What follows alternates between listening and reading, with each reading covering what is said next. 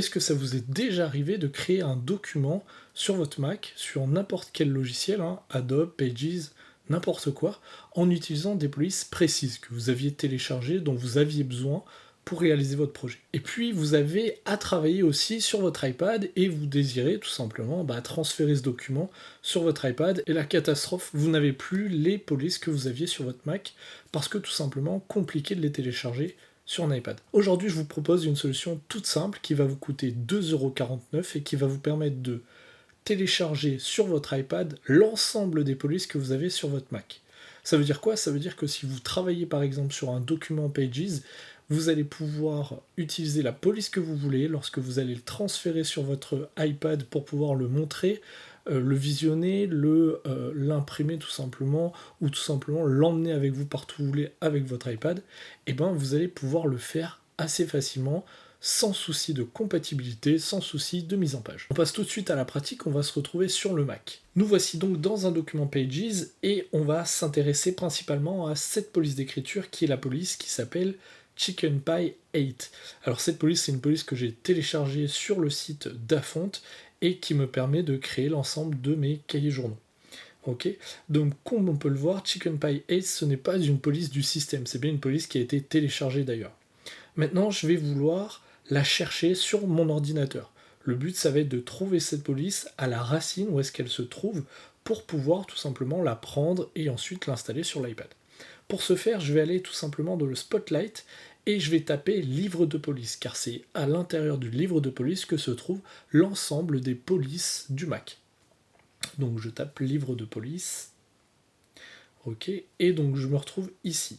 Sur cette interface, j'ai l'ensemble des polices installées déjà sur le Mac et puis l'ensemble des polices que j'ai rajoutées par souci d'esthétique. Et donc je vais aller tout simplement dans la barre de recherche qui se situe tout en haut à droite et je vais chercher la police Chicken Pie 8. Une fois que je l'ai trouvée, je vais aller tout simplement dans Fichier et je vais exporter ma police. Alors là, deux choix vont s'offrir à moi. Soit je vais décider de la copier sur une clé USB, soit je vais décider directement de la mettre sur un dossier iCloud qui est aussi compatible sur mon iPad et sur lequel je vais pouvoir transférer facilement des fichiers. Je vous invite à aller voir ma vidéo sur iCloud Drive si jamais vous êtes un petit peu perdu. Donc je vais l'exporter dans un dossier que je vais mettre à l'intérieur de mon iCloud Drive et je vais l'appeler tout simplement police à installer.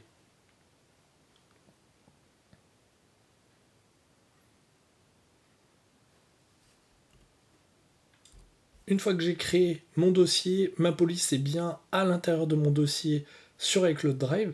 Je vais le vérifier tout de suite, donc je vais sur mon iCloud Drive dans police à installer et je retrouve bien ma police qui est en train d'être chargée sur mon cloud. À présent, je vais passer sur l'iPad. On se retrouve donc sur l'iPad et pour commencer, on va aller télécharger sur l'App Store l'application qui s'appelle Anyfont. Alors c'est une application que j'utilise depuis environ 5 ans. C'est une application qui me permet de ne plus avoir de soucis avec mes polices. Dès que j'ai une police à installer sur mon Mac, je l'installe et puis directement, je mets un petit coup de Anyfont pour la transférer directement sur mon iPad, ce qui va me permettre tout simplement d'être beaucoup plus efficace sur mes mises en page, etc. Cette application, elle coûte 2,49€, il n'y a pas de question d'abonnement, c'est un achat unique. Ça bouge pas, le prix bouge pas depuis déjà plusieurs années, donc il n'y a pas de souci avec ça, elle est plutôt bien notée, et je trouve que c'est un utilitaire qui fait partie des utilitaires à avoir sur iPad, c'est-à-dire des choses que l'on ne va pas utiliser tous les jours, mais qui vont nous servir, et lorsqu'on va les avoir, forcément on va gagner du temps. Une fois que j'ai téléchargé l'application, je me retrouve donc dans Anyfont, et ça ressemble à ça. Donc Anyfont, c'est quoi? C'est l'ensemble des polices qui vont être acceptées sur mon iPad. Je vais aller dans le petit plus et puis je vais aller chercher mon dossier dans iCloud Drive. Donc je vous rappelle le dossier, il s'appelle police à installer. Une fois que j'ai trouvé mon dossier, j'ai bien ma police qui est à l'intérieur, je vais la télécharger tout simplement de mon cloud et on voit qu'elle apparaît ici. Je clique dessus et tout simplement je me retrouve avec un gros bouton install. Donc je clique dessus et là en fait Anyfont va proposer à mon iPad d'utiliser ce qu'on appelle des profils. Donc un profil, c'est tout simplement une application, quelque chose qui vient de l'extérieur, qui est extérieur à Apple, et en fait tout simplement ils ont besoin de votre autorisation pour pouvoir l'installer. Donc là vous savez ce que vous installez une police qui est déjà présente sur votre Mac, et donc il n'y a pas de souci en fait de sécurité à installer une police qui est déjà présente ailleurs. Vous téléchargez donc le profil et le profil se retrouve dans la partie réglages de votre iPad. On va se retrouver donc dans l'application réglage et donc ici vous allez avoir tout de suite entre votre nom en fait et les premiers réglages profil téléchargé et c'est à l'intérieur de ce paramètre là qu'on va se diriger. Je clique donc sur profil téléchargé, on m'indique qu'il y a une police en fait, un profil et on me demande si je souhaite l'installer.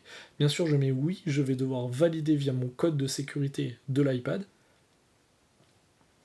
Et une fois que j'ai rentré mon code, je clique sur suivant, installer, installer de nouveau, et ma police est présente sur mon iPad. Ça veut dire quoi? Ça veut dire que tous les documents qui vont utiliser la police ChickenPie 8, que ce soit sur mon Mac ou sur mon iPad, lorsque je vais les ouvrir, il n'y aura aucun problème de compatibilité. Voilà pour cette petite astuce, j'espère que ça vous a plu.